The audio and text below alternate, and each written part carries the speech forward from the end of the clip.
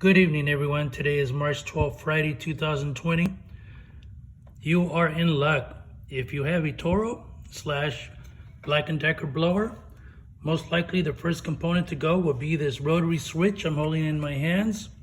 The quick fix is to connect these two outer tabs directly together, and you would be good to go to fix the most likely problem with your motor cutting in and out intermittently. This is a common problem. However, unfortunately, you cannot find the switch on eBay, Amazon, or anywhere else without buying a boatload of replacement rotary switches from China.